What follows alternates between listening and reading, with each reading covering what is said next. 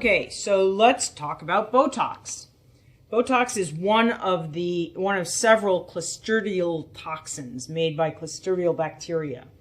And the full name of Botox is actually botulinum toxin. And to understand what botulinum toxin does, we need to know one more thing. What I told you is that the vesicles are held very close to the cell membrane. What holds them? A group of 3 proteins, 2 of them anchored in the cell membrane, 1 of them anchored in the vesicle membrane. The details don't matter so much. But this complex is called the Snare Complex. And what happens is that when calcium comes in, it changes its shape, it changes its conformation, and it goes from doing like that to being in a straight line. So that pushes the vesicle into the plasma membrane, and fusion is inevitable. Resistance is futile. So you have to, at that point, when they're that close, they have to fuse. It takes a lot of energy for them not to fuse. And when they're that close, it's inevitable. Okay, so it's this snare pin, and it's the snare pin sensitivity to calcium that is the final event that allows the vesicle to fuse with the cell membrane.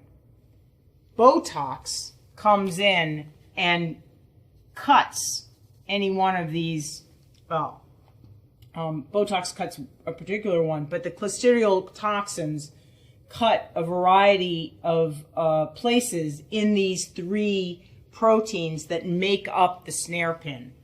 If the snare pin is broken for whatever reason, if that is cut, then release doesn't happen. And it's as simple as that.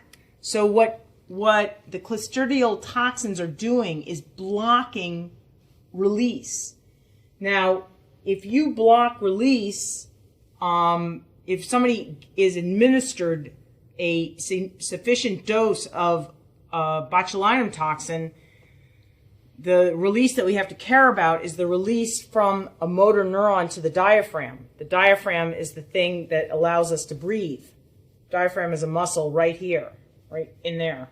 And we need our diaphragm to contract. Without the diaphragm, we don't breathe. Without breathing, we don't get oxygen to our brain. And without oxygen to the brain, we're going to die.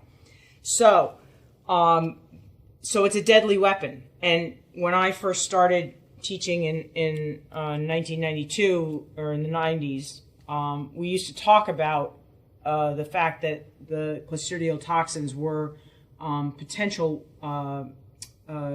weapons of mass destruction, so to speak. So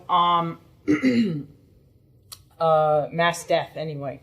So now we use them all the time, and we use them for very serious problems, things like focal dystonia, where there's an inappropriate continual contraction of a muscle, and that it's a basal ganglia disorder. There are a lot of famous people that have focal dystonia. Leon Fleischer is a piano player who has it in his right hand. So these 2 fingers are always contracted. And Diane Rehm has it in her larynx, so she has laryngeal focal dystonia. And these people are treated with Botox. So the Botox is injected at a very low dose, at a very locally. So it's blocking the contraction of these 2 fingers in Leon Fleischer's example, and in the larynx, it's blocking the spasmodic contraction of the laryngeal muscles. So it's used for a large variety of treatments of various disorders. It's also used cosmetically. And the interesting thing about its use in cosmetics is that I don't think that we fully understood before the widespread use of Botox that we make our own wrinkles. There's a lovely quote about how smile lines are really great because they show us how much we've been smiling. In fact, we are making our wrinkles, and what Botox is doing is preventing the motor neuron from releasing the neurotransmitter onto the muscle and thereby preventing us from actively making our own wrinkles. Okay, so we've got neurotransmitter release, and now what we're going to talk about is how we've started our expression, we've started our sentence, and now we have to stop our sentence. So we're going to talk about termination of the signal that comes out of a neuron in the next